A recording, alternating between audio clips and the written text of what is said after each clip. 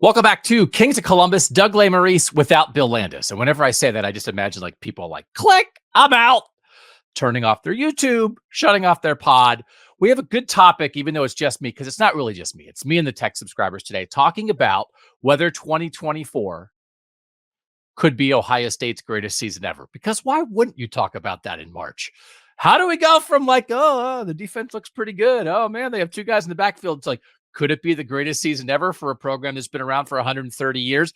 But I think it's a reasonable conversation, and I want to make sure it's a fun conversation because I'm just not going to allow us here to turn talent and potential and optimism into pressure. This is not going to be a negative season in any way of like, oh man, because they're going to get all those TV type of questions during the course of this season, like, oh, how much pressure do you feel to live up? You have great players. What's the pressure of great players? And that's what coaches always say, right? Because it's true. There's more pressure when you don't have good players. So this is what we're talking about. What 2024 could be at its maximum. And this is coming a little bit from Denzel Burke and Natty or Bust. And we're going to talk about specifically Natty or bust at the end of this. But what we're really going to talk about, we're going to talk about 2014. We're going to talk about 2002. We're going to talk about 1968, because I think you could argue the last three Ohio State national championship seasons all have a case for the greatest season in Ohio State history, and all have a case in different ways as among the great college football seasons ever. So the thing that really jump-started this for me, and again, I thought we were going to do a rant show today. We'll get to a rant show. We'll wait till Landis is back because he likes to rant too. He comes across as a big teddy bear, mild-mannered, but he likes a good rant. I think Michigan's 2023 season was the greatest season in Michigan history. Now, listen, right? They were undefeated national champs in 1997 as well, right? But I think what happened, and we're going to talk a little bit. I asked the tech subscribers, like, what goes into a greatest season ever? Dominance or surprise? Great players, great wins, tough opponents, like that. What goes into it? But I think Michigan 15-0, all the off-field stuff that people who aren't Michigan fans are like, oh, they cheated. Michigan's like Michigan against the world, right? Their head coach winds up suspended for 6 games total of a 15-game season, and they win anyway, right? And there's not necessarily a superstar player, but there's like a depth of talent there. So you understand what I'm not a Michigan expert, but I think a lot of people would argue that was Michigan's best season. So it got me thinking, what would Ohio State's best season be? And so I asked tech subscribers, and if you want to be one, you can sign up at 614-662-4509. You send a text to that number, you get a link back to sign up. 2-week free trial. I said, what would it take for this season to be the best ever? And what's the best season ever so far? Is it 02? Is it 14? And if you were around, is it 68? And one of the things that is interesting is that a couple of the seasons that could have been the dominating wire to wire, they're the best team in the country, they're kicking everybody's butt, those seasons did not end in national championships. So when you look at 68, 02, and 14, 68, they are the super softs. And there are all these freshmen who in 67, there's rumors of like, hey, they're beating the varsity in practice and that kind of thing, right? So 68 sort of has this bubbling up thing, but they weren't number 1 in the preseason in 68 because people didn't exactly know what they were getting. They were number 11 in the preseason in 68. So like it built to being the super softs, okay? 02, what are we talking about, right? 02, right? Off the radar, all these close wins. And then 14, they lose in week 2. And now it's the albatross around their neck for the committee. And so they're these builds. The 3 seasons I think that you would argue might be Ohio State's best seasons are builds. But the seasons where it's like, boom, watch out, here comes Ohio State, they didn't wind up in titles. So if this is that, that's the case for could this be the best season ever? That's the case. Okay. Dominance matters. Could Ohio State have its greatest season in 2024? The case for why this could be Ohio State's greatest season is because Ohio State has not yet finished a season where they're destroying everybody the whole season. Okay. So they almost had it. So like the 2 years, I guess there's 3 years, right? I would say that could have been the dominating season. Because by the way, like dominance does matter to people. One of the poll questions I asked, what kind of Ohio State season do you prefer, to our tech subscribers? Ask this question. It's kind of a surprise and it turns out better than expected, or you are expected to dominate and you do it. Hey man, watch out for the Buckeyes. 76% of the people say they want dominance. They want expected to dominate and do it. So that's what would be on the table for 2024 Ohio State. I don't think, maybe on Kings of the North, Kings of Columbus, maybe like we can make this case. I don't think Ohio State will be the preseason #1 team. I think it will be Georgia, but I think you could make a case for Ohio State. And I think depending what the reports are out of spring and in the preseason about the quarterback situation, about the offensive line, you know the defense is going to be good. You know the running backs are going to be good. You know the history of the receivers. If it feels like the offensive line and the quarterbacks are really coming together, I think, it's just 65 people voting. What do they know? Honestly, like the people who cover Ohio State are going to have some effect on this, right? Because that's how, it's not like the voters, the AP voters aren't at practice. We are sometimes. I think they'll probably be number 2. So it wouldn't be wire to wire, because when you think about the teams that had a chance to be like the example of the dominant greatest season ever, 1969, I think is where you start, because in 68, when the Super Softs won it, again, they were number 11 in the preseason, but 69, they're number 1 in the preseason. They get 26 of 33 preseason votes, number 1 in the AP poll. So an overwhelming number 1 in the preseason poll. They only play 8 regular season games that year. They outscore their opponents by an average of 46-9. Nah, they played 8 games before Michigan. They played 9 regular season games. The first 8 before Michigan, 46-9, they are outscoring teams. And then they go up to Ann Arbor. Maybe some guys are sick. It's Bo Schembechler's first year, and Michigan springs the upset 24-12, and we're off on the 10-year war between Bo Schembechler and Woody Hayes. But that 69 team attempting to be back-to-back national champs, if they had done it, that would be an argue for the dominant greatest season in Ohio State history. 2006, Ohio State gets 35 of 65 first place votes in the preseason AP poll.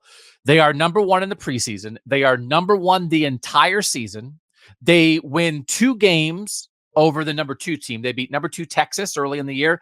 They beat number 2 Michigan, of course, in the first 1-2 Ohio State-Michigan game ever at the end of the year. They outscore opponents by an average of 36-10. It's not quite as dominant as 69, just on the score. But again, they're playing Texas. It's not Vince Young, Texas. It's Colt McCoy, Texas. Playing Texas, playing Michigan, right? And there's nothing's close, right? 42-39 against Michigan is close, but nothing's close the whole year. But then they go and lose to Florida. So like that, and people have brought that up, like what 06 could have been because of, what they were, what they had as the talent they had. This is from Dan. I think 2006 wire to wire number 1 with all those big games, the Heisman winner in Troy Smith, and all those accolades should have been amazing. It would have been amazing. Something like that, combined with like an LSU season in 2019, right? That's what the 2024 team would have to do. You have to get like a version of that 06 Ohio State team that then tops it off. So that's what 06 could have been. So I think, if they wrap that up, wire to wire number 1 and the Heisman winner, because wire to wire number 1 is pretty rare.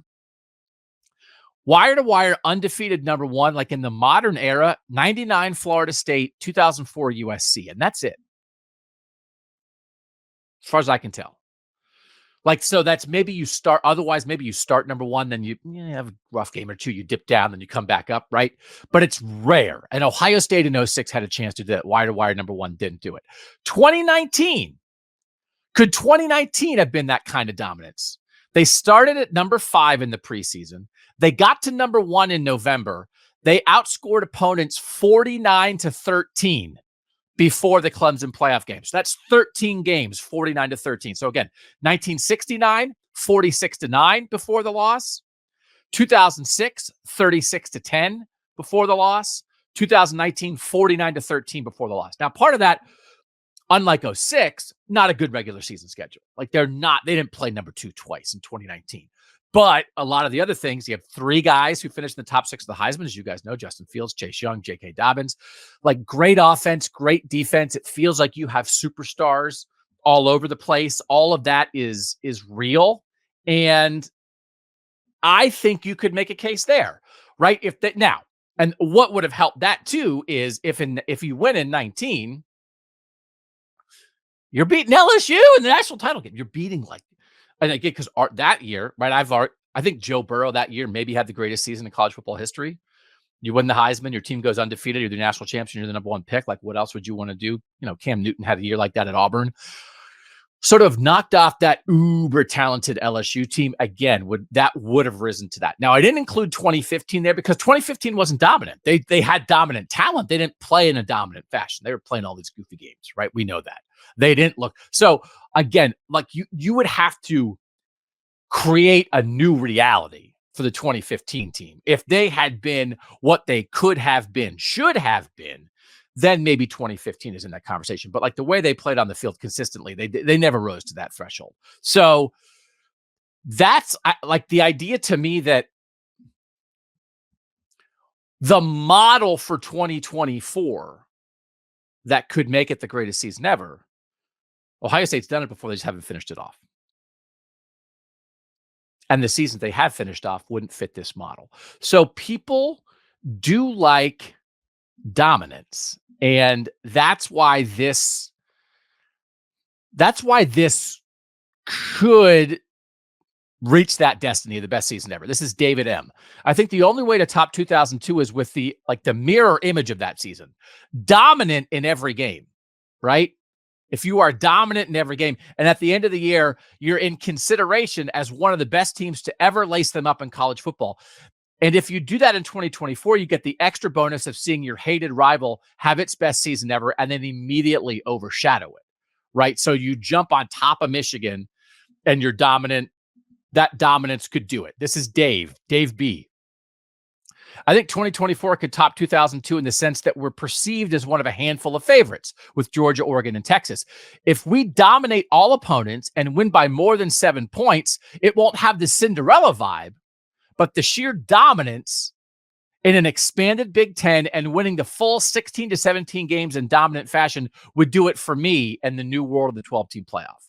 So that's obviously part of this too. You're going to have to, whoever wins this first 12-team playoff, like you're going to get the respect of running through 3 or 4 playoff games. If Ohio State's going to have the most dominant season ever, it won't be 4 playoff games because they'll get a bye in the first round. But then you got to win right in the round of 8. You got to win the semifinals. You got to win the national championship. So, like, if they're the number 1 seed, and I think they would be the number 1 seed probably with this schedule, I guess they could, if they're undefeated, I guess they could be number 2 to an undefeated Georgia. So, but if you're number 1, you'd be playing like the 8 seed if things go normally in the first round, the 4 seed, and then the 2 seed. So, like, that's 3 great opponents, which I also think is part of the equation here. This is Tony. I'd prefer a 2019 season where we just dominate all season and finish it off with the Natty, right? Like this is, as we talk about like what is the best season, like people like kicking butt, man. Terry, yes, it could be the best ever. Never say never. I am hopeful for a wire to wire, no doubt championship. A couple of close games, but being the favorite in the Natty, no upsets, that could happen, right? So this is where we are with a lot of people that and talking about 02, and we're going to talk about 02 a little bit more, like it's magic, right? I maybe don't want magic. Instead of going like, I don't want to go to a magic show, I want to go to a boxing match or a UFC match and see somebody get knocked out. I want to see somebody kick somebody's butt. I don't want to see a rabbit pulled out of a hat. This is Justin. 2002 might be the greatest in terms of storyline and exciting finishes, but it wasn't dominant the way this team could be. I'd like to see a season where we just roll over everyone. This is another one. The surprise of 2002 and the season-long underdog story, plus how long it had been since the last Natty, will make it nearly impossible to beat as the greatest season ever. This is Leaf. But I think a season where going in, Ohio State seems potentially unbeatable, and then it actually comes true, could rival 02. 2015, 2019, 2022 all seemed like years where either going into it or during the course of the year, Ohio State seemed unstoppable and then got stopped. In my opinion, if any of those teams got it done, they'd be up there with 02 for the exact opposite reason that 02 is so beloved. So, we're establishing this thing here of it's the opposite, right? And this is part of it too. It seems like a team that just dominated on both sides of the ball, won every game by double digits, and made a case for the best college football team of all time could make an argument for the best season. That's Matthew G, right? That if we, and like, that's what we're talking about. Could this Ohio State team be in an argument of like one of the great seasons in college football history? If that's what we're talking about, then that's what we're talking about. And again, like LSU 2019, I think is an example of that. This is Eric W. The only thing to consider, in my opinion, is national perspective of the 02 Buckeyes as opposed to, say, 2019 LSU. That LSU team is considered to be one of the best ever, whereas 02 Ohio State is never in that conversation due to perceived weaknesses and luck that allowed us to win. I don't buy that, but I do get annoyed at it. Like in the U part 2, how they all said we got lucky, it was kind of presented as fact. During the season, nobody thought we deserved to be there, and as a result, and one late flag, the rationale is that we just got lucky. I think an LSU type blow everybody out year would maybe be more satisfying to look back on, but I think 02 is as much fun as a fan could have during the season. Okay. So the argument for dominance is clear. So if it's gonna be the greatest season ever, like what is the competition? Okay. What is currently Ohio State's greatest season ever? Here's what I put in the texter poll. What do you consider to be the greater Ohio State season? 2002 or 2014? And so this was pretty clear. 50% of the voters said 2002. 50% said 2002. 28% said 2014. And then 22%, I gave an option of like, you were too young to really appreciate, or maybe you weren't even alive for it. Right? We have people who were 20 years old, 18 years old in our tech subscriber group. So maybe like, it's not that you couldn't vote, but maybe you don't feel like you know enough to really vote. So the people who voted, it's like 2-1, 02 to 14. So it is in different ways, but like to me, and I didn't cover 02, I did cover 14. And then like 68, I also think deserves to be in this discussion, but that's another one where it's like, there's not as many, like 68's quite a long time ago now, right? I did say, if you watch the 1968 season or have studied it enough to appreciate it, how would you compare it to 02 or 14? 77% said, I'm just not old enough to really have an opinion on that. 16% said they'd take 02 or 14, and 6% did say they'd take 1968. So like, if you want to take like 1968, I think that's like potentially a tremendous choice of, why you would think that would be in contention for one of the greatest seasons. I mean, the way we talk about the super softs, right? This is JC. Still got to go with 68, led by a bunch of softs no one ever heard of. Shut out number 1 Purdue, beat Michigan 50-14, then beat USC and OJ Simpson in the Rose Bowl to stay undefeated and win the Natty, right? That was a 1-2 Rose Bowl. So like 68, this is the thing. There's options. There are not a lot of programs that have options like this. When you say, greatest season ever. Well, let's talk about 3 national championship seasons, 2 of them undefeated, right? So I think 02 is better. I think, but it might be that 02 is like better in hindsight as opposed to living it. Does that make sense? That like in our looking back, It's like, oh, 2 is the greatest season ever. But living it, this was a point that someone made it, and I'm sure there's those you watching this, listening to this, that can relate to this. This is Thomas G. Doug, 2002 was torture. I will always look at 2014 as the season because we bounced back from an early loss. We trounced Michigan State in a big game. We beat Michigan with JT Barrett going down. We walloped Wisconsin 59-0. We took down Bama, and then we easily handled Oregon. Zeke was a monster in the last 3 games. He outplayed the top 3 Heisman vote getters. 2002 had Clarett and his nonsense in the Miami game. Tressel got it done for sure, but I never want my punter and my field goal kicker to be that important again. So can you have a season be your greatest ever if some fans felt it was torture while it was happening, right? That's a point. A team could be more dominant. This is Pat S. However, the pure madness of the 02 season will never be topped. 7 one-score wins. Then it was capped off with beating a team that people thought was unbeatable. It would be darn near impossible to have a season live up to 02. So like, I think we all know what happened in 02. So do you see it as like beautiful madness or unbearable torture?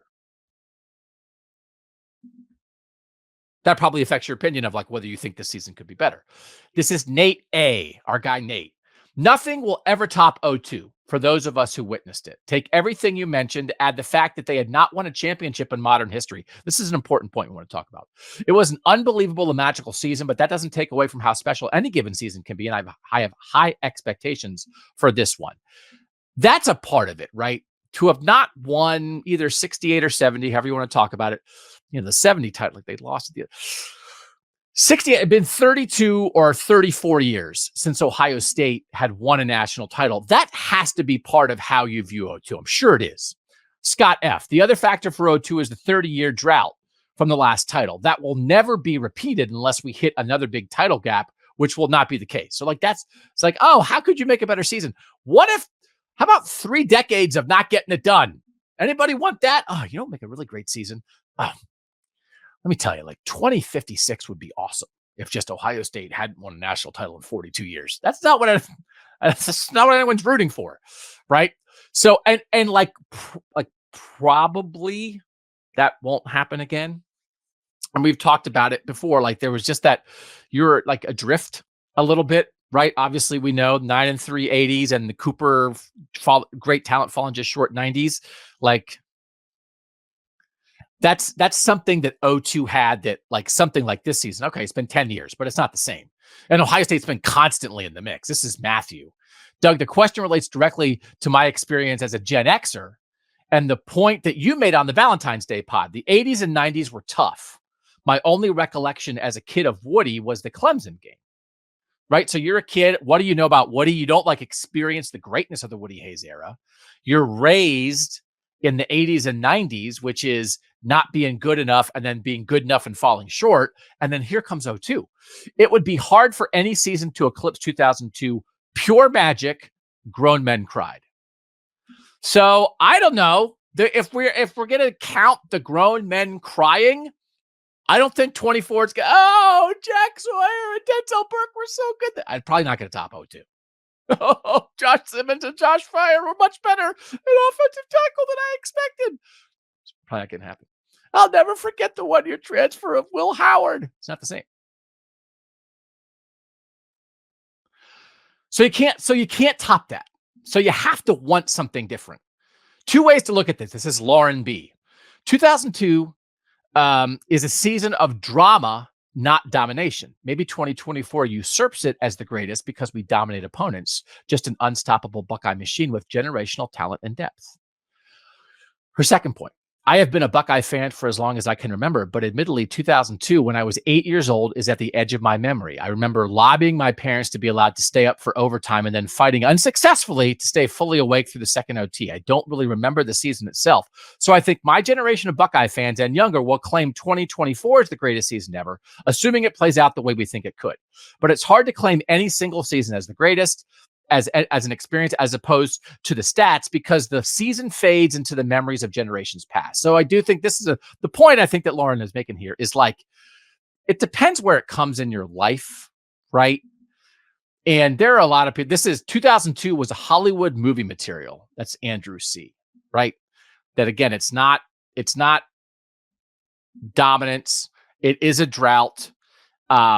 This is Austin P.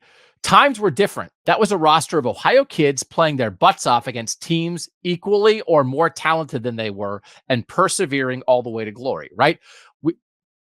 We're in a different era of sort of like expectation and talent.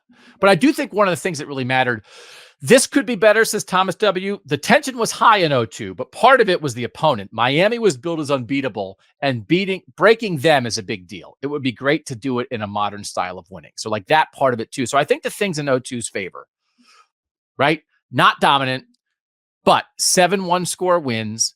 This underdog team, it's a little bit like Hoosiers, right? Like it's that kind. I really could.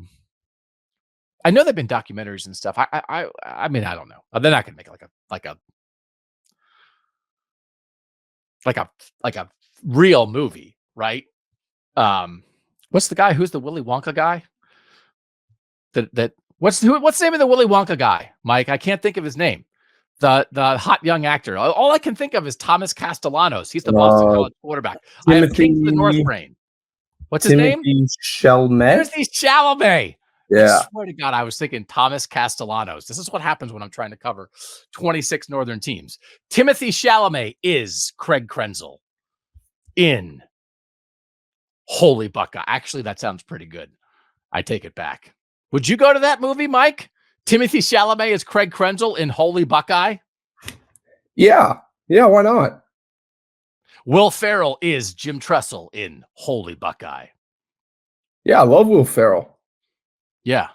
I don't know a lot of young actors. Sterling K. Brown is Merle's Claret in. I won't lie, I don't either. I'm not a big movie guy, so. All right, so now we are casting Holy Buckeye. Oh, man. Now I kind of want to finance this movie that I said they're not ever going to make in Holy Buckeye. Okay.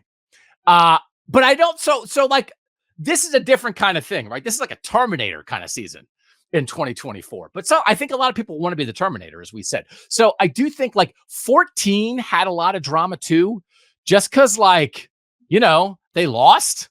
So like the idea of, is it 2002 or is it 2014? This is Mike B. 2002 was the best representative for Ohio Midwestern grit. A gift of a season if you like a near heart attack each week. However, 14 was the most fun season. Once that team got rolling with the offensive line, Zeke counter, run plays, and play action passing dominance. This year has a chance to mimic 14. Here's another 02 versus 14. For me, and I'm sure many others, 14 and 02 are on the same level. This is Jake S.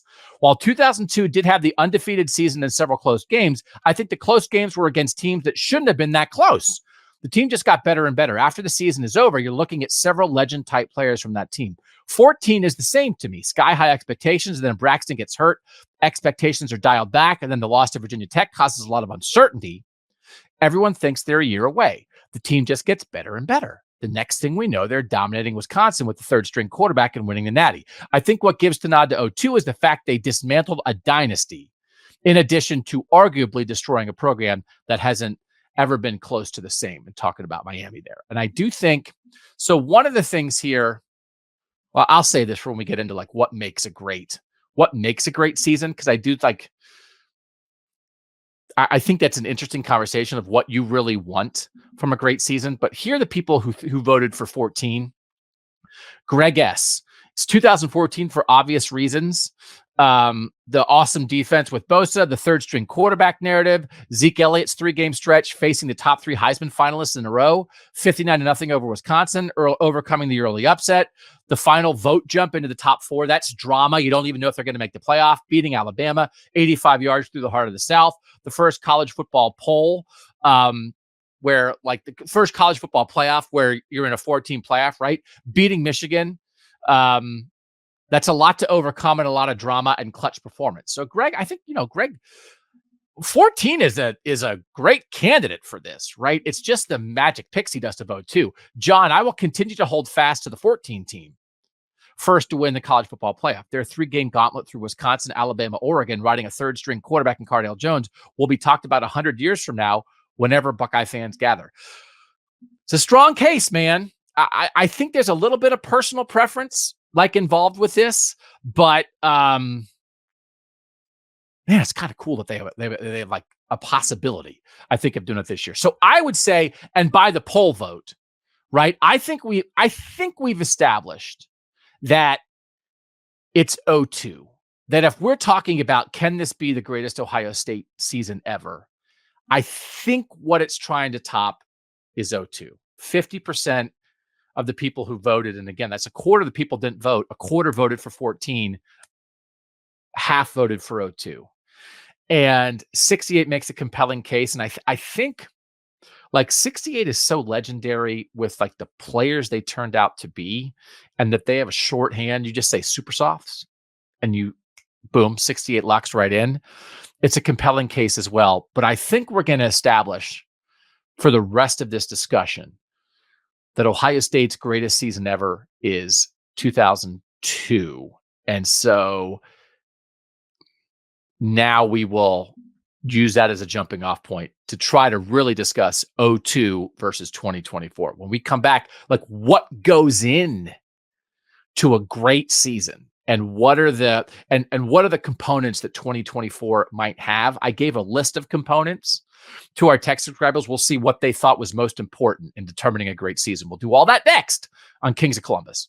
All right, back on Kings of Columbus. Again, if you want to be a tech subscriber, participate in these surveys, send in comments that might be read on the show. I think Bill Landis and I will have a rants show, if not in the next couple weeks, right? We'll take some rants on stuff. If you want to do that, you can send a text to 614-662-4509, and you'll get a link to sign up. So again, like this, as we record this, Ohio State's on spring break as a school this week. They've had 2 spring practices. A lot of other northern schools around the country are starting this week. Boston College started this week. Penn State started this week. Utah starts this week. Notre Dame's underway. A lot of other schools starting next week. I think Michigan starts next week.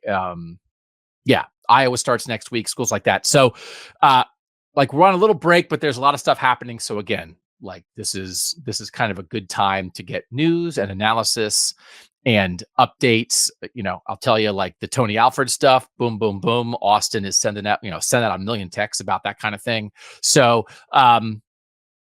you guys have heard me talk about being a tech subscriber before. 614-662-4509. Okay.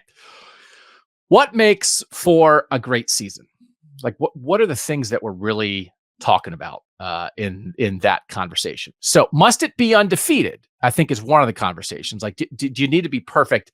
By the NCAA's count, they have a whole thing, and I double check 64 undefeated national champs all time, 9 since 2002. So I don't think it has to be 1,000%. Like 2014 wouldn't qualify under this. Ohio State's 3 perfect seasons that led to national championships. They had another one that had a tie, but 1954, 1968, 2002, all undefeated seasons. I do think like in a tiebreaker world, if we're talking 0-2 versus 14, I think it gives it a slight edge to 0-2, even though the actual loss in 14 actually added to the drama. If it's a tiebreaker, a 0 is better than a 1. So like could Ohio State certainly to go undefeated through what would be a 16-0 regular season, which like has never been done before, that would be like a huge part of it. The idea that this would happen in the first game, in the first year, the 12-team playoff, like the history part of that, I think matters. This is our guy, Dougie D. Could it top 0-2? Yeah, win the first 12-team playoff and shove it right up Michigan's cheating butt. Yeah, that would definitive. Yes, this could be the greatest season ever. I think that matters. I think that's one of the things in favor of 14, that was sort of historic there, that they won the first 4-team playoff to even win like 2 playoff games like that. It never happened before. So it certainly set the 4-team playoff off on the right foot, that the 4 seed won and sprung an upset. And like, it's like, hey, this is why we have 4 teams. So like that's in favor of 14 versus 0-2. And I think it would make a compelling case here in 2024. The dominance versus surprise, we've talked about. I do think I maybe coming in thought having it be unexpected is better, but I think maybe having it be unexpected is better in hindsight after you know you've won, after you know Terry Porter threw the flag, after you know Maurice Clarett stripped Sean Taylor, after you know Michael Jenkins caught the holy Buckeye pass from Craig Krenzel, that like, it's just one of those things. Are you a knot in the stomach person, or are you a kick someone's butt person? Like, what do you prefer? Right. That this is there is a lot of like personal preference in how you go about it. Right. So like Jack, I think, laid this out pretty good. This is a good question, Doug. Emotionally for me, probably not. Probably 2002 could not be topped. I was only 14 in 2002. I was at the Illinois double OT game, and it was only maybe my second real year of fandom, and that season cemented the obsession that I have now. However, I feel like I watched that team and always felt like they were playing above their ability. I already told my wife I have set my expectations for 2024 irrationally high based on the offseason, but I feel like this team feels more talented than any team in recent memory. Maybe even the 2014 team, and that sounds crazy. And now I have two boys, and I'm hoping this season does for them what '02 did for me and cements the same crazy obsession. Emotionally better? No way. Better team and talent? I say yes. That's Jack in Peoria. I think that's well said on a comparison of like, you know, what the difference could be. Another thing of like what '04 could be. This is Chris K. I enjoy having some sense of dominance over the season. And while we went undefeated in '02, it always felt like we were about to lose right up until the end of the title game. I was so stressed I didn't enjoy it as much as some other seasons. I loved 19 and 22, even though they ended the way they did. Those were super fun teams. Back half of 2014, too. 2024 can pass those for me. The 2021 class returning, overcoming 3 straight Michigan losses, being able to win the first 12-team playoff like we did the first 14 playoff, grabbing power back from Michigan, Day's growth as a coach. All of it will make this year super special if we win it all. So like that's right. That's a pretty good case for what could happen this year. So if you like surprises, I do think that we might be out of the world where Ohio State could ever have a surprise national title again. So if you like surprises, these are the preseason rankings of all the national title teams since 2002, right? So it's kind of surprising there actually have not been that many teams that were ranked number 1 in the preseason. It's only 2 that were actually ranked that high. There were 7 teams that were ranked number 2, though. Okay. So this is 23 teams total, 14, 16, 19, 20, 23, right? Because it's 22 years, but the one year they had 2 champs. So 9 times the team that won the national title was ranked number 1 or number 2. Okay. 7 times they were ranked 3 through 5. 3 times they were ranked 6 through 10. 3 times they were ranked 11 through 15, and only once were they out of the top 15.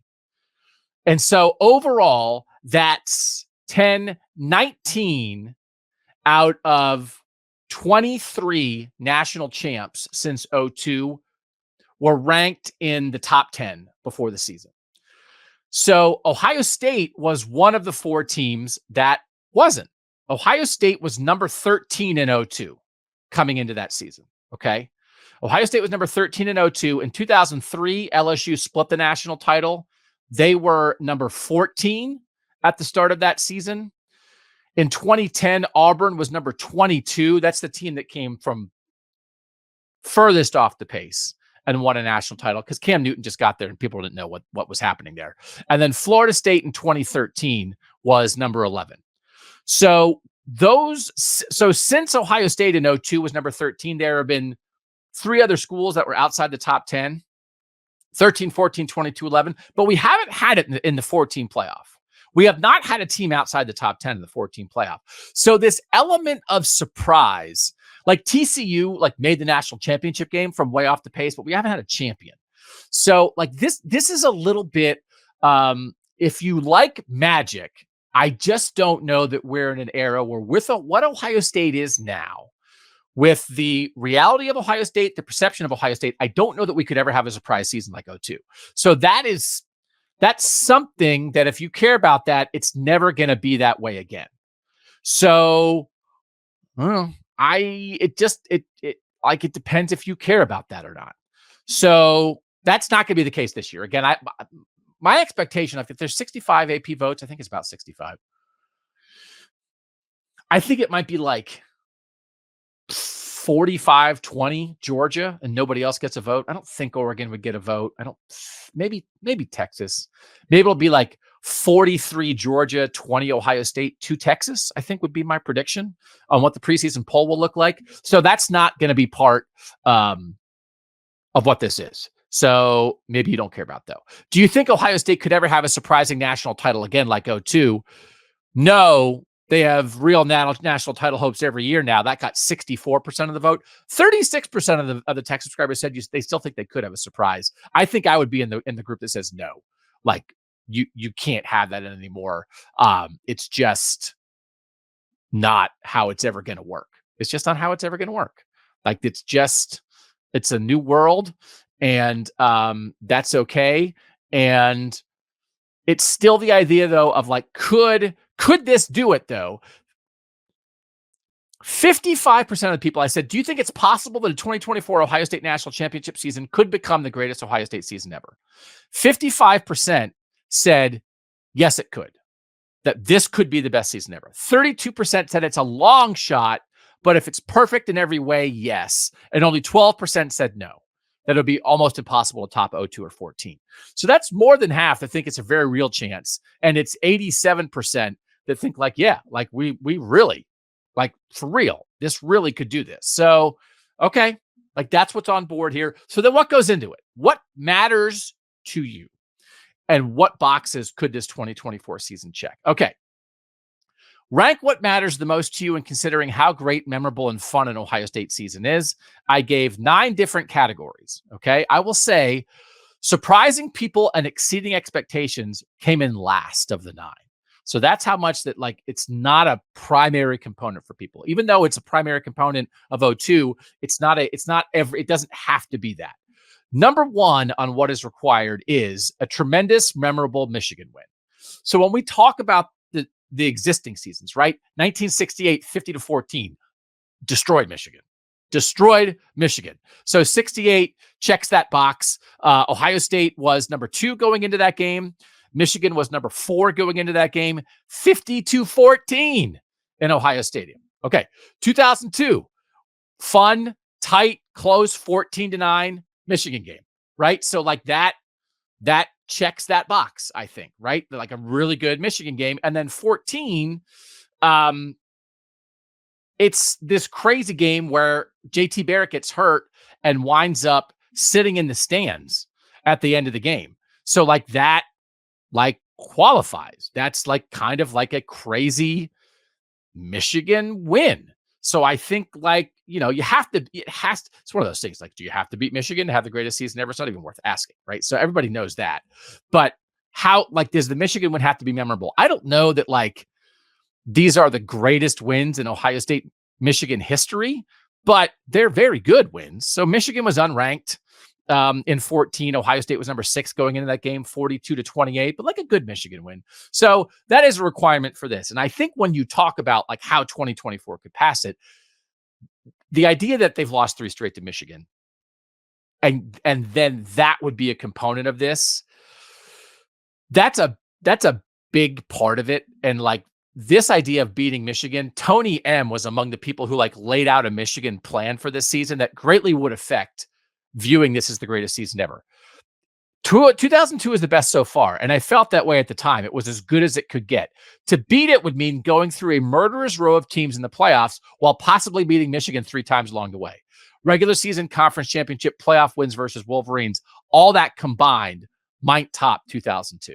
So I think that's one of these areas where that's a little difference of what this season could have that others don't in the terms of like getting revenge on Michigan. Okay. Number 2 of what matters to an important season in your vote, beating a huge opponent at the end of the year. And I will say the 3 seasons that we would count as the best Ohio State season so far have this like unbelievably. It is a huge component of these great Ohio State seasons. 1968, USC is the defending national champ. They won it in 67. They are number 2. It's in the Rose Bowl. It's in USC's backyard. And USC has the Heisman Trophy winner in O.J. Simpson. And number 1, Ohio State goes and beats USC in California. Like that is as good as it gets. 27-16 in a 1-2 game, beating the Heisman Trophy winner. All right, 68 does it. 02, end the Miami dynasty. Huge underdog. Miami is the team of that era, and Ohio State beats them. Couldn't be better. And then 14, the Alabama game. Alabama is the defining team. It's not the best Bama team ever. They're the defining team of that era. Ohio State beats them. Big Ten versus SEC, like awesome. So for this season, I think to then under that qualification, be in the argument for the best season ever, I think they need that. And who would that be? Now, of course, so Michigan's its own thing. A great Michigan win is its own thing, even though that would be beating the defending national champs. So it's kind of two things. Do you have to beat Georgia? Like, does it have to be Georgia waiting at the end, whether it's in a semifinal or the championship game? Maybe, especially given how things went 2 years ago in the Georgia game. I think it might be necessary that along the way, the path to Ohio State's greatest season ever includes a win over Georgia. Now, if it's like, hey, Georgia got beat in the semifinal by Texas, and now it's Ohio State, Texas. Okay, you can only play who you play. But I think it would be like a sliver less if they don't get to beat Georgia. Okay, because beating a huge opponent at the end is important to you guys. Beating some great, highly ranked opponents along the way was third, right? So this is what we're talking about, 06, right? They beat number 2 twice. So the chance to go play Oregon on the road, right? That's going to be a big one. I do think the Penn State game would qualify as that. And then, of course, the Michigan game, like the non-conference isn't going to provide that. Like it's not a good non-conference slate. You're not having that. You know, if you had like the Notre Dame game this year and you could add that in, like think about that. Like you have like last year's Notre Dame win, or even the Notre Dame win from 2 years ago. Either of those Notre Dame wins added to this season, but you're not going to have that opportunity. So it's like beating Oregon and Penn State and Michigan would have to suffice here. And so I think those are good opportunities. But like in 19, we're talking about dominance. They hardly had any of those opportunities. So I think like, right, I do think that matters. Multiple games that you can point to and say, man, that was a great win. Getting revenge on an opponent or opponents in some way as part of this, right? This was a huge thing, like in beating Clemson in 2020. Right now, Michigan revenge would qualify here. Georgia revenge would qualify here. So like this is really good. There's like 2 potential revenges here with Michigan and Georgia that I think would push this season up the ranks of what really matters to you guys. Number 5 is dominating on a regular basis. So this is the thing here. We're talking about they're winning by 20, 30 points a game in those 69 and 06 and 19 seasons that came just short. They certainly weren't dominant in 02. They had some close games actually in 68. And then 14, how dominant were they in 14? Like they were like handling their business in 14, right? Let's see. 14, 66-0 over Kent State, right? They had the double overtime game at Penn State. Oh, like Joey Bosa tackling 2 guys and being exhausted at the end of that, and JT Barrett like willing that victory. But like they beat like the Michigan State win in 14, that revenge game, that was really important. I think like the 59-0 dominating, right? 59-0, that was huge over Wisconsin in the Big Ten title game. So I think 14 certainly has that over 02 and like kicking butt along the way. But I think that's out there for this 24 team to maybe be even more dominant than 68, 02, or 14. Because the whole point is when Ohio State's had dominant seasons so far, they haven't gotten it done. So to be dominant and get it done, I think 24 could be better than anything they've ever done. Players and coaches I feel like I know and like. I thought that's number 6 out of 9. I thought this maybe would be higher. In a portal world, in a world where guys go to the NFL after 3 years, I thought maybe feeling like you could really identify with players would be higher on the list. And so I do think this 24 team with all the guys who are back would really meet that threshold. that, like, I think you feel like Denzel Burke and Lathan Ransom and JT Tuimoloau and Tyleek Williams and Travion Henderson and Emeka Ibuka, right? I feel like you really know these guys. So I think, and like that kind of narrative, right? I think that they came back, that would be part of this too, right? That they came back with a goal, dominated and achieved the goal. That will be the defining story. That's the thing too. You kind of have, like, you have a little bit of these outside things that matter, right? Supersoft 68, Holy Buckeye 02. We're naming the movie Holy Buckeye. I don't know enough actors. Michael B. Jordan is Michael Jenkins in Holy Buckeye. Michael B. Jordan's like 40. I don't know. I don't know any young. The only young actor I know is Timothy Chalamet. Emma Stone, right? She could do anything. So like that's your thing. And then 14, it's the loss and coming back from the loss. But that these guys came back with a goal and that you do know them, I think in hindsight would be something that really matters to people when in evaluating the season if it gets done. All right. Next on the list was some tight, dramatic, exciting games. So this is where 02 beats everybody, but you guys only ranked it 7th out of 9th and having close, exciting games where you think they might lose. So if that doesn't matter to you that much, you prefer dominance to excitement. Okay. So this doesn't have to be like 02. You don't need 7 one-score games for this to maybe be better than 02. Superstar All-American level players like this is where I think like 14, like when you look back, when you think that they had in the 16 draft, because they were all back in 15, the 16 draft, they wind up with 10 guys in the first 3 rounds. So you look back on there and you're talking about guys who went on to be superstars in the NFL and who were All-American caliber players in college.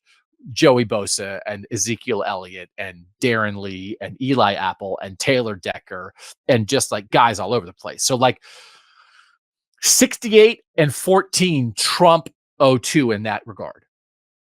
Jack Tatum and Rex Kern and Jim Stillwagon, like all the guys from the Super Softs in 68, like there's just like 02 doesn't quite have that. 02 has like Claret, but they're more of an underdog team. So like this team will have that. But again, that wasn't super high on your list.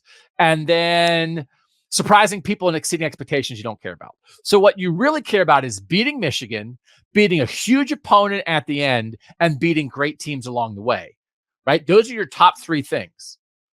So there's a shot there. I think they'll meet Georgia. Don't you think they're going to play Georgia? I think we're getting Ohio State. Now, I would correctly underestimated Georgia last year. I never had Georgia in my playoff last year. And I think the Carson Beck talk is a little hot right now. I'm not 1,000% sold on Georgia, but they obviously are talented. And like, of course they're going to make the playoff, but maybe it won't be. Maybe it'll be a quarterfinal. Maybe it'll be like a 2-7 game. If Georgia doesn't win the SEC, and Ohio State wins the Big Ten, right? Could be a 1-8 game. 1-8, Ohio State, Georgia. That'd be fun. We'd take that. Okay, so like that's what you care about.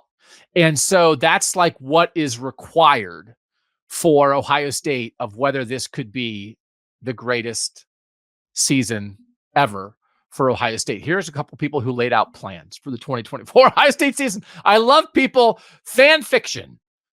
I got a plan for you. This is Michael H. Extremely tough to top 02, but here's one borderline fever dream idea that could top it and is just barely plausible enough to dream about. Ohio State is 11-0, while Michigan has a good enough record in the Big Ten that they'll make the Big Ten title game even with a loss. Ohio State beats Michigan in the shoe. Ohio State beats Michigan in the Big Ten title game, but Michigan sneaks into the playoff at 10-3 or something like that. Michigan wins 1 or 2 games in the playoff and gets to Ohio State again, where they lose to Ohio State for a 3rd time. Ohio State goes on to beat a giant of the SEC and win the Natty. That would be the 2nd time in a row that a new playoff era opened with an Ohio State title. Obviously, this is extremely unlikely, but not impossible. Erasing the last 3 years in the Ohio State-Michigan record in such dominant fashion en route to winning it all and opening the new playoff era with a bang once again would be a next-level dream. I think it would top 02. I love fan fiction. We should just write a movie in the preseason every year. And then, if I wrote like fake game stories for every game before the year and then read them on here. And it was like, Ohio State beats Oregon 38-31. And like, here's how it happened. Would that be fun, or would that be just what a crazy person would do? Brian Strange, great question. 02 was a magical, unexpected, and special season. 2024, in my opinion, has the opportunity to match that magical feel by achieving the following. 1, beat Michigan. 2, flip the script on 7 one-score wins like in 02 and dominate games for 4 quarters. 3, in the biggest games of this season, Michigan, Penn State, Oregon, and the playoffs, have that memorable turning point play, which is essentially the difference maker that Ohio State fans will always remember where they were when it happened. Win the Natty. Number 4. Number 4, win the Natty. Boom. Go Buckeyes. Oh, just that. I love it. I love the plan. This is a point that someone made. Derek said this, that maybe this could have happened last year. I think the Buckeyes had a hypothetical route to having the greatest season ever last year. Win over the Wolverines, redemption if they would have got it. Win over Oregon in the playoffs. Win over Georgia in the championship, redemption. So like that, right? Like if that's how that could have gone. Now, it turned out that Washington beat Oregon, so that really would be hypothetical. Neither Ohio State nor Oregon nor Georgia made the playoff. But like as the season was progressing, the idea that Ohio State's path to the national championship could have included wins over Michigan, Oregon, and Georgia, all revenge games, is very interesting. And again, talking about revenge games, which was number 4 on our list, you voted at number 4. We'll throw Oregon in there as a revenge game because, again, they did beat Ohio State in the regular season in 21, and that threw them off. That's all possible now this year, right? This is Derek continuing. I saw that lining up with like 3 to 4 weeks left in the season last year, and it would have been a fairy tale ending to the year. So if you think that could match the 02 season, then it could happen this year with the playoffs. Other than that, I feel like it would take the Buckeyes falling off in order to beat 02, right? You'd have to create this world where they don't win a national title for 32 years or 30 years. And then now we're in that world. And I don't think that that's going to happen. This is Scott, who came with a very interesting perspective. He put this in my head because I was talking about like, could Ohio State, like the 02 season is like Hoosiers. So you wind up talking about sports seasons as movies. And Scott, this is a very rare circumstance. I was lucky enough to be enrolled as a student for both the 02 and 14 championships, undergrad, then law school. That's crazy, Scott. 02 was a miracle year, literally filled with miracle moments. Every game felt like one we could have lost, but we all had this confidence that they would somehow pull it out, and they always did. I don't think anything could ever beat that in terms of the nonstop thrill of every game. I hope with every fiber of my being that the Buckeyes run the table this year. I want to hang 100 on those cheaters up north. I want revenge against Georgia too, whatever that might look like. Assuming we win a championship this season, it will be the greatest, best feeling sigh of relief any fan may ever have. But it will be more like watching an old familiar comedy. You keep putting it on because you know how it's going to end and it makes you feel good. 02 was like a suspense thriller you've never seen before. Scary, uncomfortable, couldn't feel good about it until it was all over and the good guys win. I guess it depends on what kind of movie you like, right?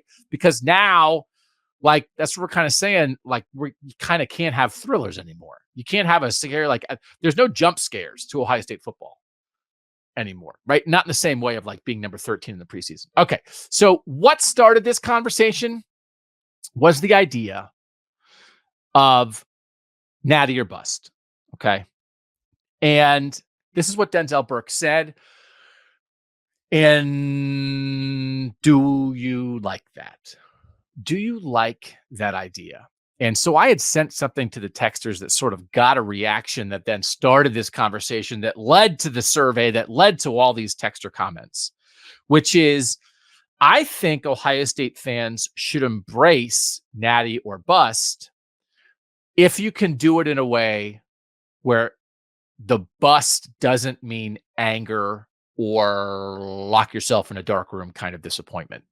Because I don't think opportunity and talent should only be setting you up for misery, right? Which, Natty or bust, but more like Natty or it's okay.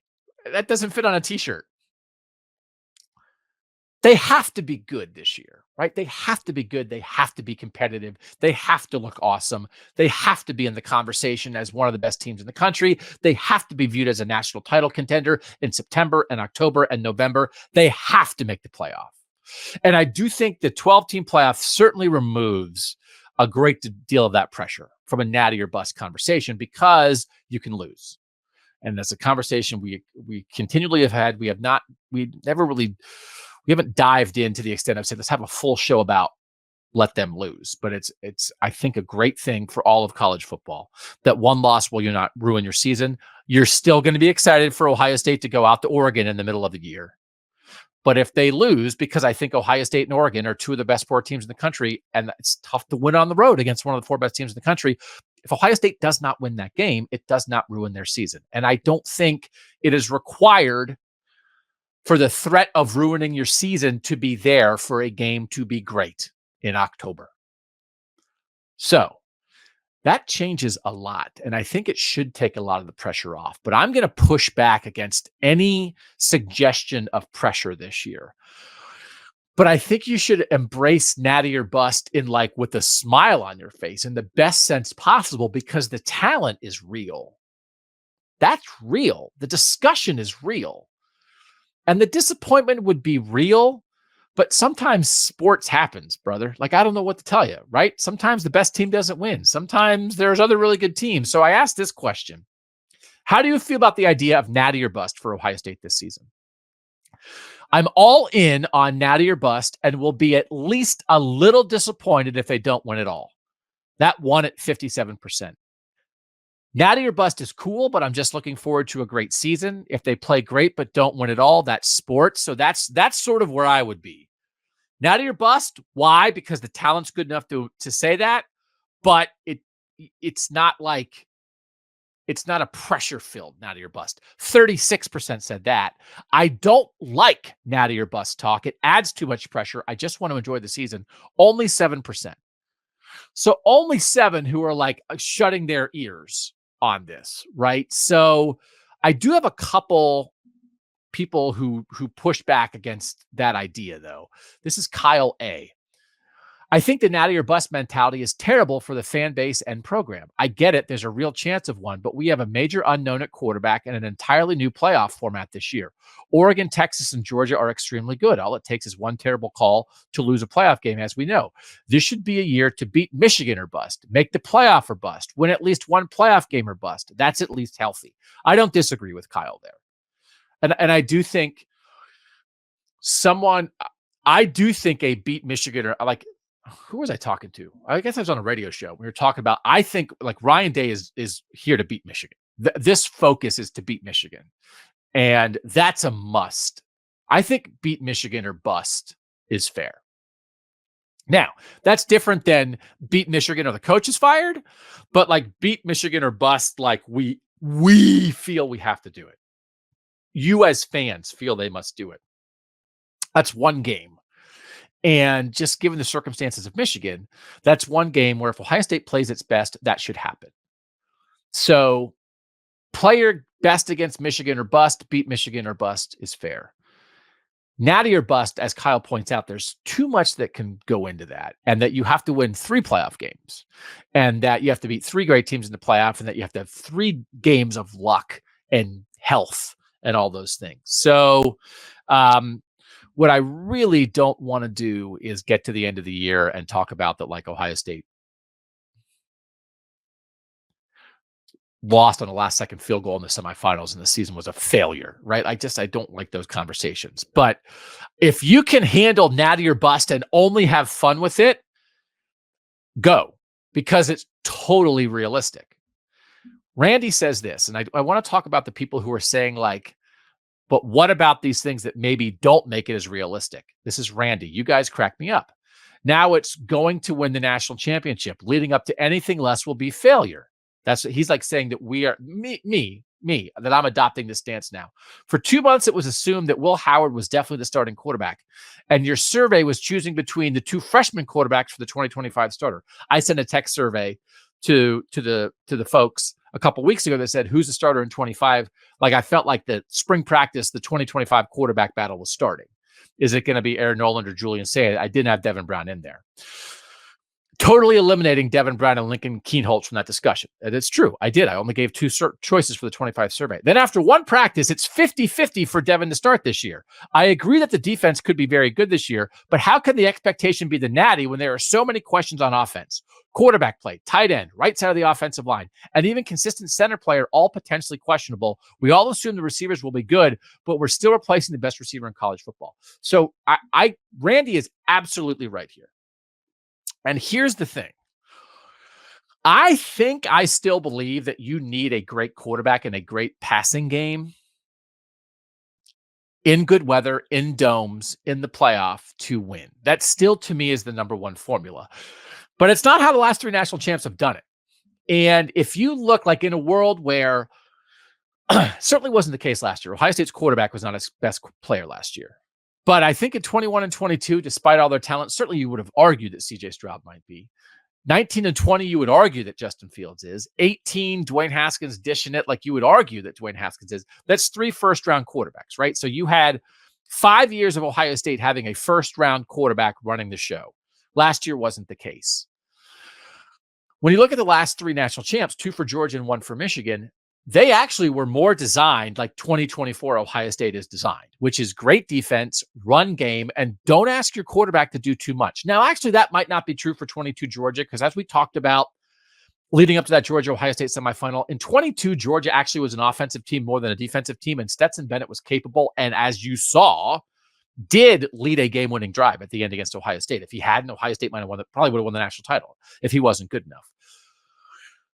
But he's not Trevor Lawrence. He's not Justin Fields. He's not a first-round pick. He's not an NFL quarterback right now. I think he went in the 4th round. So it's still like when you talked about who are the best players on Georgia in 21 and 22, you're talking about defensive tackles. You're talking about linebackers. You're talking about offensive linemen.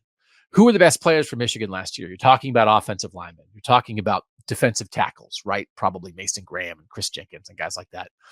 So that's how this Ohio State team might be. So I still think the normal Ohio State plan, C.J. Stroud, Marvin Harrison Jr., Garrett Wilson, Justin Fields, Julian Sayin, Jeremiah Smith, chuck it around, Aaron Noland, Cardell Tate. I still think that's the best plan to win. However, it's not what won the last 3 years, and it's not how Ohio State's going to win this year. So how can we be like, oh, I don't know about the quarterback. It's in flux. I don't know about the offensive line. I was freaking out a year ago, and not much has changed. How can we be in that world and think it's Natty or bust for Ohio State? And then it's a reasonable conversation, because I don't think those two things are opposite of each other, because of what Michigan and Georgia have done, and because of the way Ohio State's built this year, because the defense is that good, has the potential to be that good, and the running backs have the potential to be that good. So they need to raise the level of play on the offensive line. I do think Seth McLaughlin, that kind of veteran center, as opposed to throwing Carson Hinsman in as a first-year starter last year, I do think it's reasonable. Like, that just the center play is going to elevate. And then at the very least, even if the tackles are the same with Josh Simmons and Josh Fryer, they're a year more experienced than they were last year. So I think they have to be at least as good and probably better, even if maybe you would like to see maybe something happen there, that something moves, that there's a different right tackle, maybe. But I'm okay with Natty or bust. I don't think it's the game plan for Ohio State long-term. But in this little window, I mean, if they had C.J. Stroud, or if like Julian Sayin or Aaron Noland was a sophomore or a junior, holy moly, like they'd have every vote in the preseason poll. They'd be a minus favorite to win the national championship if they had a Heisman level quarterback for sure. But I don't feel weird having a Natty or bust conversation, even though 2 practices in the spring, there's still uncertainty at quarterback and on the offensive line, because it's been proven you can win that way.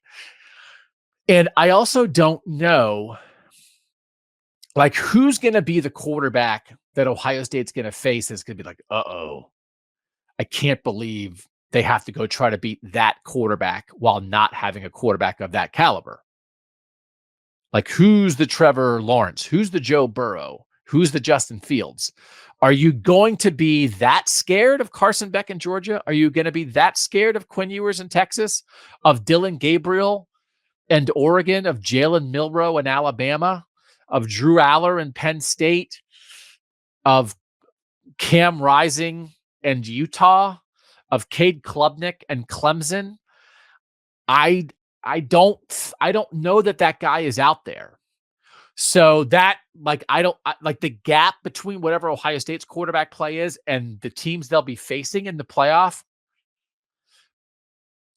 I don't know that they're going to be facing Bryce Young or CJ Stroud in the playoff. So I think that's part of it too. So I would suggest trying to embrace Natty or bust in the most optimistic, upbeat way possible, in that Ohio State has enough talent for a Natty or bust conversation in March, April, May, June, July, August, September, October, November to be reasonable. But nothing's guaranteed. So don't lock yourself in a dark room if it doesn't go your way. Is that Pollyanna?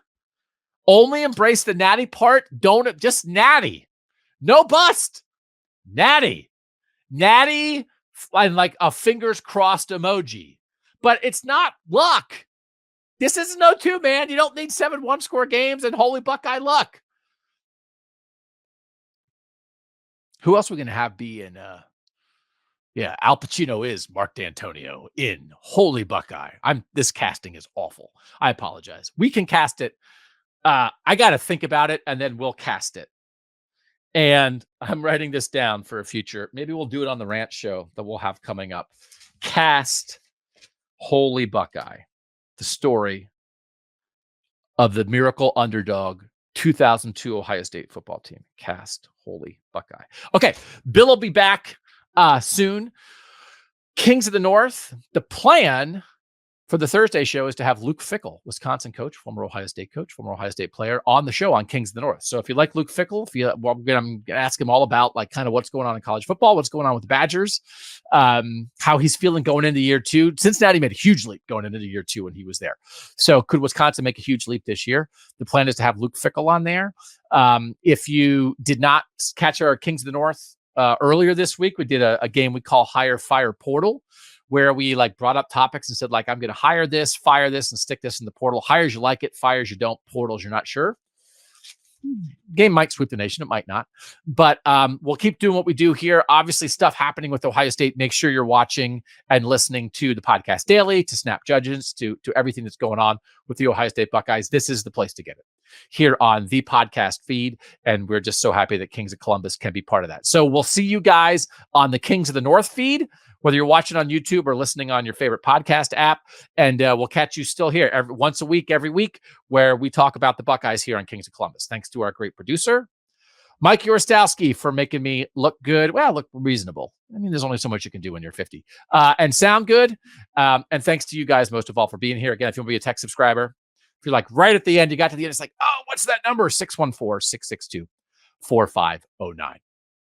I'm Doug Lesmerises. And that was Kings of Columbus.